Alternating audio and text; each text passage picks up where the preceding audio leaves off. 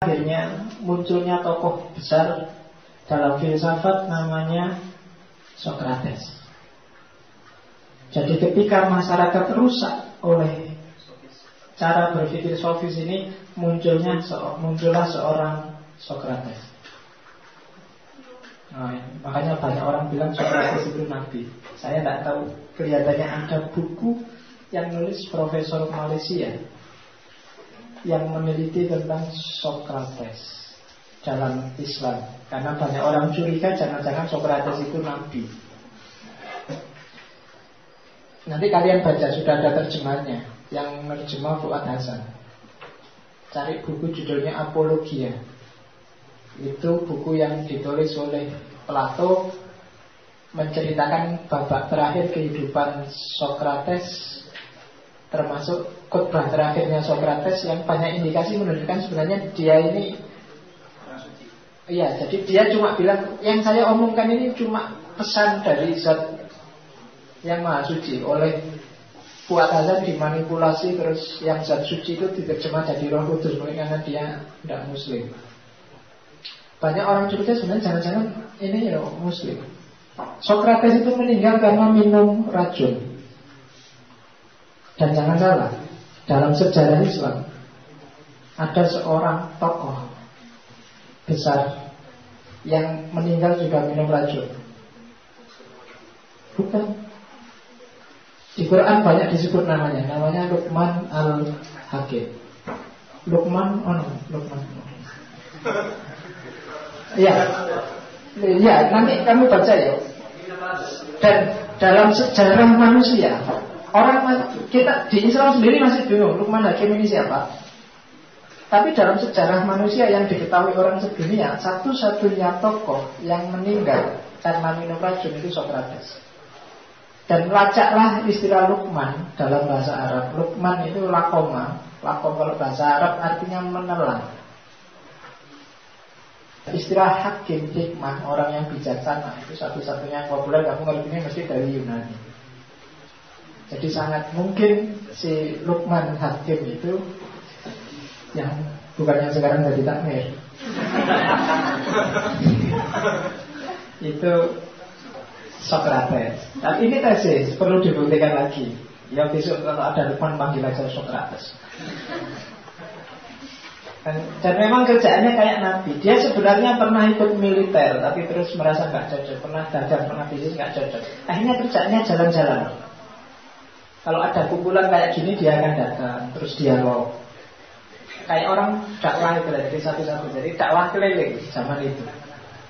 Dan tuduhannya pengadilan Yunani zaman itu, Sokrates itu yang pertama meracuni pikiran anak muda, yang kedua bikin agama baru yang berbeda dengan agama-agama sebelumnya. Karena dia mempromosikan Tuhan yang satu, bukan dewa-dewa Yunani.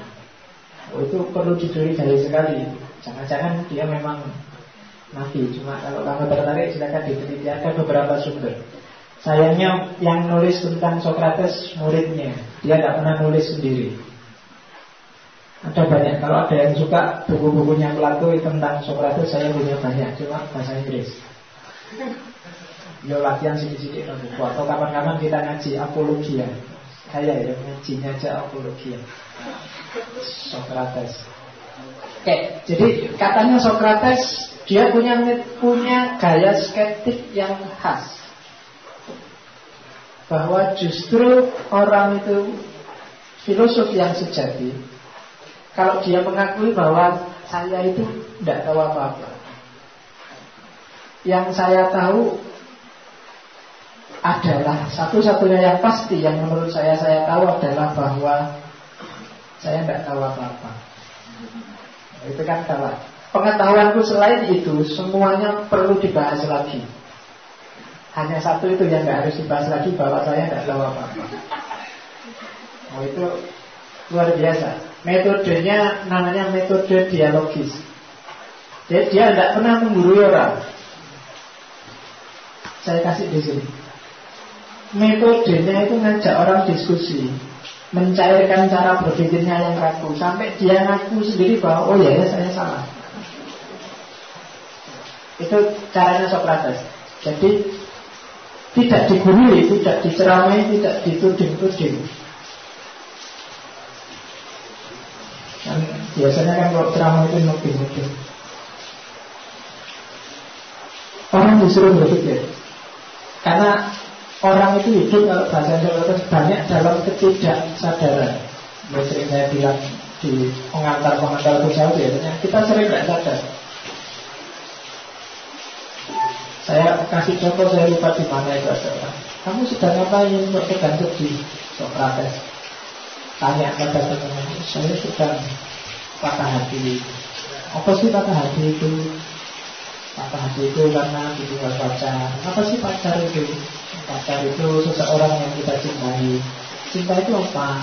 Jadi pokoknya stres kamu kalau ketemu Sokrates. Sampai kamu menyimpulkan bahwa ya jangan-jangan saya ini gak patah hati ya. Jangan-jangan sampai gitu. Ini cuma cengeng aja. Ini cuma itu gayanya Sokrates. Apa sih ngaji filsafat itu? Ngapain sih kamu ngaji filsafat? Kamu ngerti kok ngaji itu apa? Filsafat itu apa? Tujuanmu itu apa? Sebenarnya itu Sokrates. Jadi metodenya metode yang membuka pikirannya orang, wawasannya orang.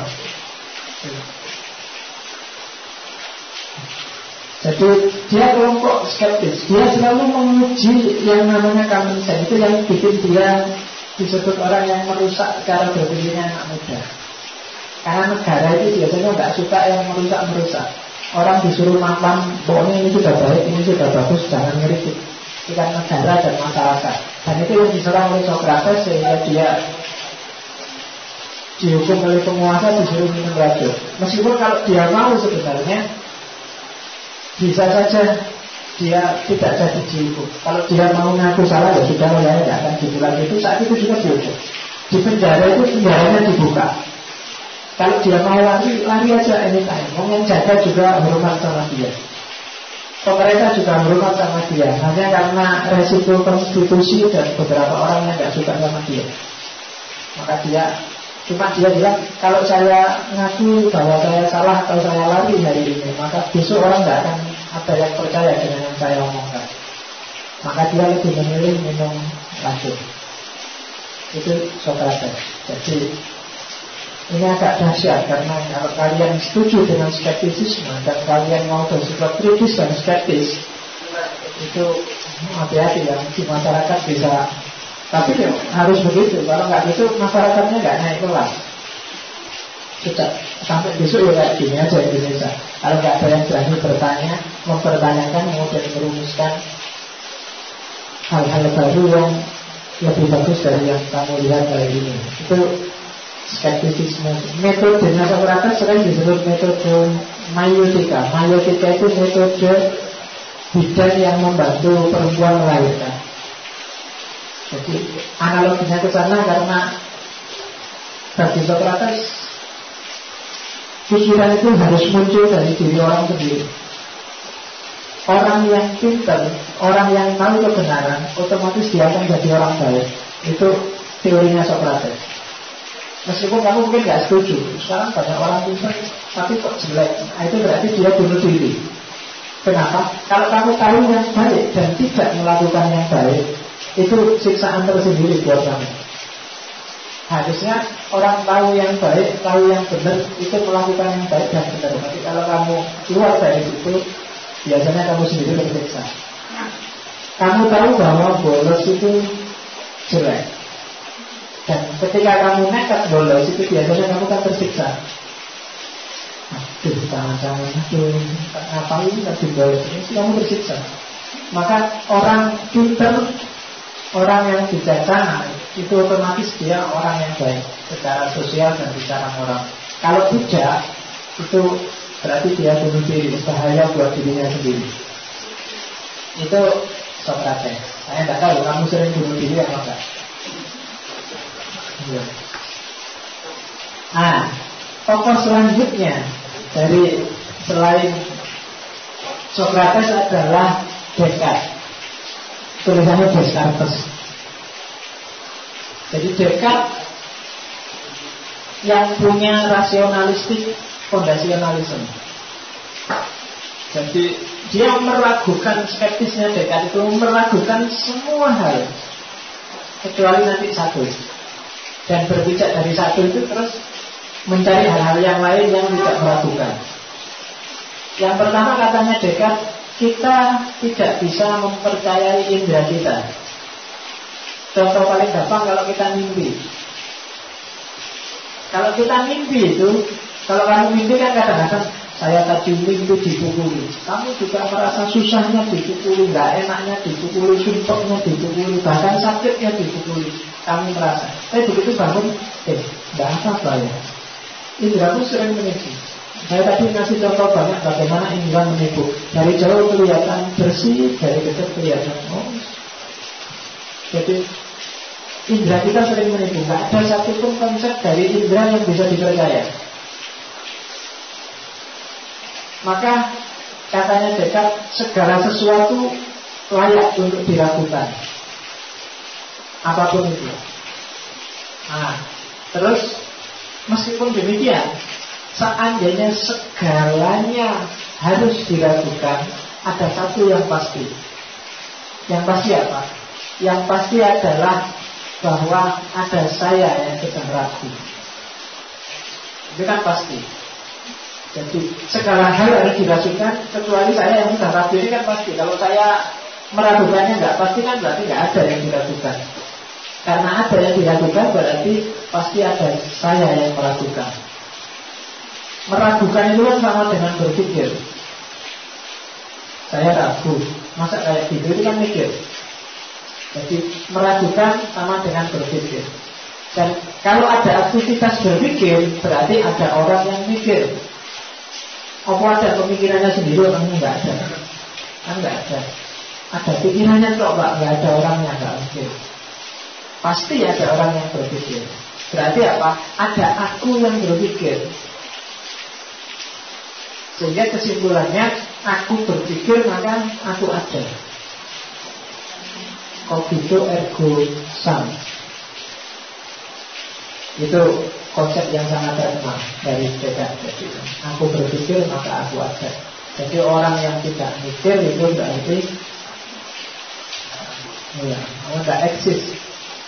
Karena nanti ini dirumuskan secara panjang lebar dan terus oleh Descartes untuk merumuskan konsep-konsepnya selanjutnya. Dan premis awalnya adalah aku berpikir maka aku ada.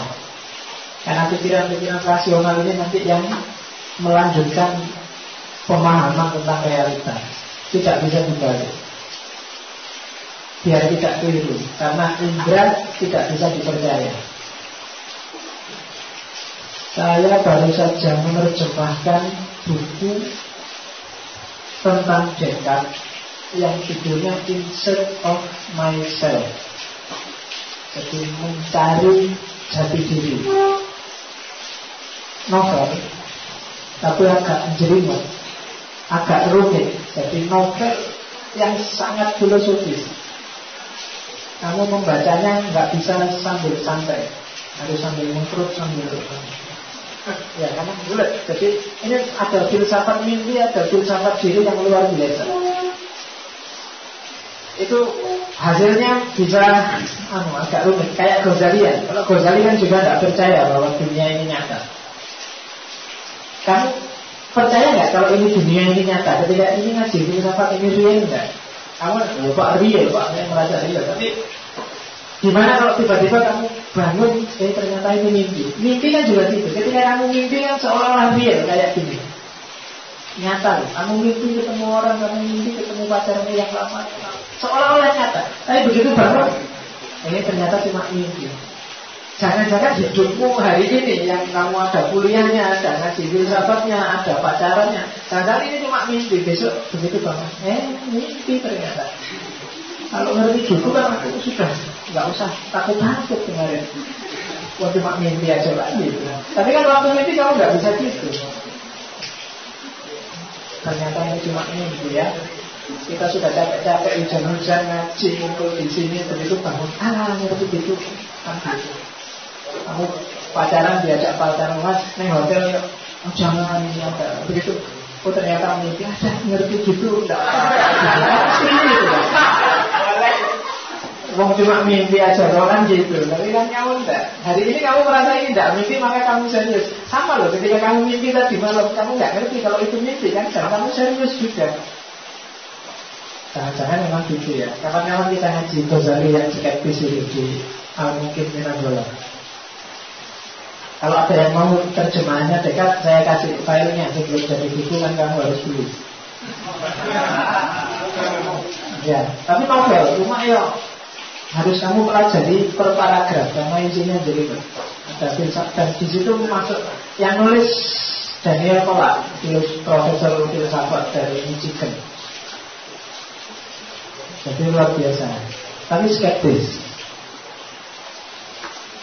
Oke, ini yang sangat dikenal sebagai tokoh skeptisisme modern. Namanya David Hume. Katanya David Hume, dunia ini penuh dengan konsep yang tidak jelas, yang itu mengotori isi kepalamu. Banyak hal-hal yang tidak penting, tidak perlu, tidak jelas itu ada di kepalamu. Sudah terlalu banyak konsep rumit di kepalamu. Maka katanya David Hume, bersihkan aja semuanya, gak ada gunanya. Satu-satunya yang berguna adalah pengetahuan yang hasil dari pengalaman langsung, pengalaman spontan. Konsep-konsep abstrak metafisika itu katanya David Hume semuanya spekulatif, tidak jelas, meaningless. Realitas keseluruhannya dan pengetahuan tentang realitas itu adalah persepsi-persepsi manusia. Maka semua pemikiran yang tidak bisa atau tidak ada kaitannya dengan realitas harus ditolak. Maka dia dikenal, kalau teologi namanya teologi natural.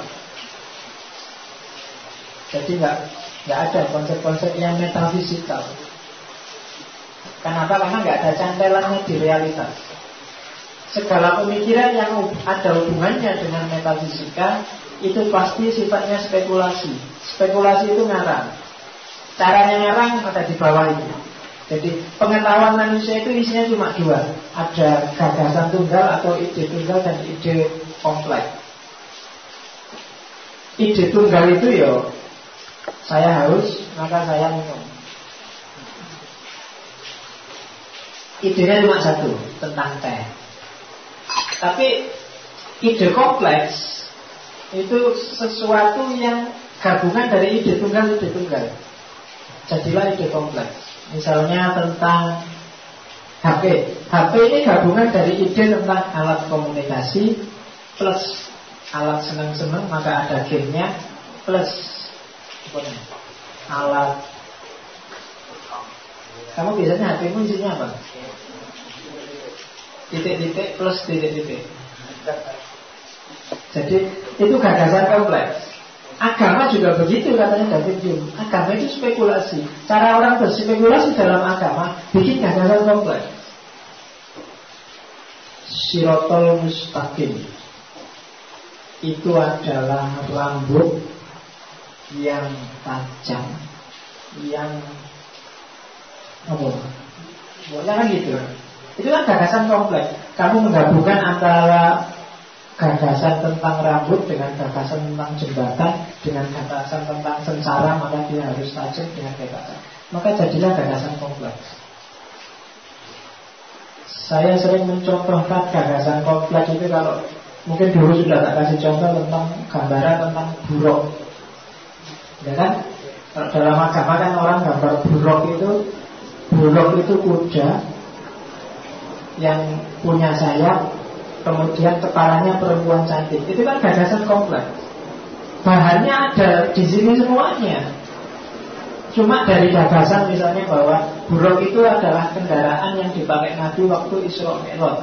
Maka terus kamu bayangkan kendaraan itu kalau di Arab zaman itu hanya ada dua. Kalau tidak kuda ya onta. Tapi kan cepat dia, karena dia cepat maka dipakailah kuda. Maka buruk itu kuda badannya. Cuma dia bisa naik ke langit ke-7. Oh, sejago-jagonya kuda nggak akan bisa terbang. Untuk bisa terbang kasih sayap, maka kudanya punya sayap. Tapi katanya buruk itu cakep karena dia termasuk golongan bidadari. Aduh, secakep-cakepnya kuda. Ya kan? Pikiran main kan, secakep-cakepnya kuda paling segitu. Udahlah, dipotong aja kepalanya, ganti dengan kepala cewek cakep. Jadilah buruk itu kuda punya sayap dengan kepala perempuan cantik dan dinaiki oleh Nabi ke Sidratul Muntaha. Itu gagasan kompleks. Surga itu mungkin kamu bayangannya kan juga gagasan kompleks. Surga itu temboknya dari emas. Itu kan gagasan, gabungan gagasan antara tembok dan emas. Terus di sana ada kolam susu.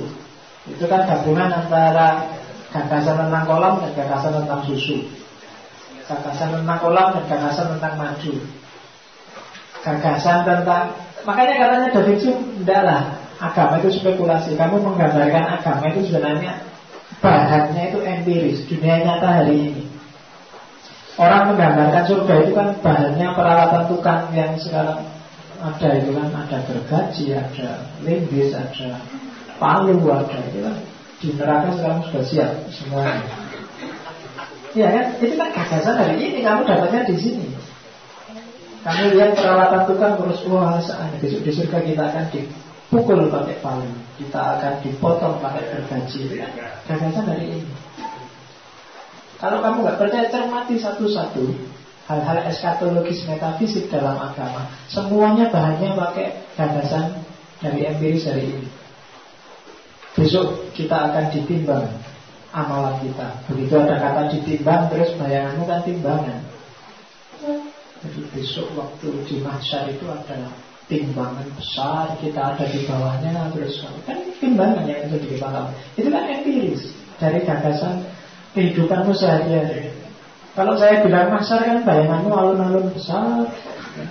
Ya. Siapa yang bilang mahsyar itu alun-alun, peduli amat. Pokoknya ya mahsyar ya kayak gitu. Katanya buminya sudah hancur tapi masih sisa alun-alun yang namanya mahsyar. Tapi kan itu gagasan kompleks namanya. Kita nggak tahu pastinya, maka bikin spekulasi-spekulasi. Maka kata David Hume, omong kosong. Yang seperti itu. Betul. Yang dasar lagi dari David Hume adalah dia tidak percaya dengan kausalitas dan tidak percaya dengan induksi. Kausalitas itu sebab akibat. Bagi David Hume, sebab akibat itu tidak ada. Yang ada hanya peristiwa A yang diikuti peristiwa B, itu aja. Kamu tak lempar HP, terus kepalamu benjol.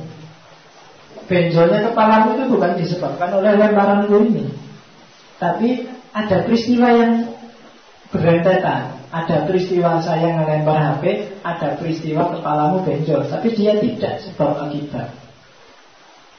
Kalau sebab akibat itu kan harus pasti terus gitu. Setiap kali tak lempar kamu benjol, setiap kali tak lempar kamu benjol. Kan nggak selalu, karena dilempar juga tidak benjol. Berarti ada peristiwa melempar, tapi tidak muncul peristiwa kepala benjol. Maka itu bukan peristiwa, hanya karena biasanya aja begitu. Maka orang bilang ada sebab akibat. Gara-gara senyummu hatiku meleleh, misalnya. Itu bukan sebab akibat. Jadi ada peristiwa kamu senyum dan terus selanjutnya lahirlah peristiwa hatiku yang meleleh. Kenapa nggak sebab akibat? Ya, karena kadang-kadang kamu senyum hatiku nggak meleleh. Jadi itu hanya peristiwa yang beriringan aja. Sama kayak Ghazali. Ghazali juga tokoh yang tidak percaya sebab akibat. Cuma kalau Ghazali cara berpikirnya beda. Kenapa tidak ada sebab akibat? Karena semuanya ditentukan oleh Allah. Kalau Allah intervensi tiba-tiba, itu bisa konsep sebab akibatmu kacau. Loncat dari mall 30 lantai itu pasti tewas. Tapi tidak kalau Allah intervensi. Waktu kamu loncat tiba-tiba ada truk yang bawa kasur, truk itu kamu pas di atasnya. Itu kan Allah intervensi. Jadi nggak bisa. Sebab akibat itu tidak ada. Atau waktu kamu loncat harusnya Dari lantai 30 langsung ke bawah tanah itu tiba-tiba kecantol di lantai 29, jadi nggak jadi. Cuma nyantol di situ loh. Jadi tidak ada sebab akibat itu. Jadi manusia hanya melihat urutan peristiwa. Sebab akibat, kalau David Hume ngasih contoh itu, sebab akibat itu gambarannya kayak gini loh. Ini musim hujan dingin-dingin, biasanya banyak orang hamil. Nah, terus kamu simpulkan, oh berarti dingin itu menyebabkan orang hamil. Kan itu kan nggak ada hubungannya, orang cuma memang kebetulan peristiwanya bareng aja. Dan sering orang berpikir seperti ini, hanya karena peristiwa berurutan terus kamu anggap itu sebabnya. Padahal mungkin tidak. Makanya katanya David Hume, kausalitas itu adalah animal faith, kepercayaannya animal, ya binatang, kepercayaan yang naif. Jadi enggak lah, jangan selalu berpikir sebab akibat pada David Hume. Itu hanya fakta A yang diikuti oleh fakta B, itu aja. Dan dia juga tidak percaya induksi. Kenapa? Karena induksi itu tidak memadai untuk membuktikan kebenaran. Induksi itu gini loh, dari peristiwa kejadian, kamu mati, dia mati, ini mati, ini mati, terus kamu simpulkan, oh berarti semua manusia mati. Itu cara berpikir induksi.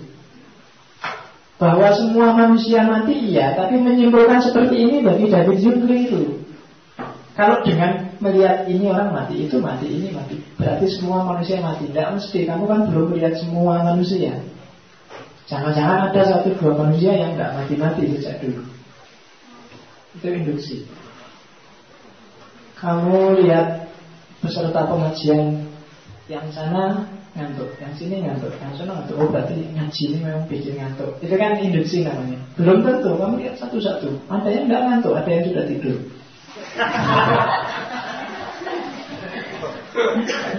Ya, yang penting kan induksinya ada. Benar, induksi itu satu-satu harus. Jadi nggak mungkin orang bisa berpikir induktif. Kenapa? Karena realitas ini sangat luas dan kompleks. Ketika orang mau induksi, berarti dia harus bisa merangkum seluruh realitas dan dijadiin satu ketemu. Kalau enggak, dia tetap masih belum layak untuk menyimpulkan sesuatu. Jadi orang nggak bisa mengakses seluruh fakta yang ada. Maka cara berpikir karena ada Hume, jangan induksi. Ya meskipun nanti kita bisa debat tentang itu. Ini tak kasih contoh aja betapa menariknya orang yang namanya David Hume. Kalau ada yang mau bukunya, ngopi aja di saya bahasa Inggris tadi ya. Jadi dia orang yang anti agama. Itu salah satu pandangannya aja, dia tidak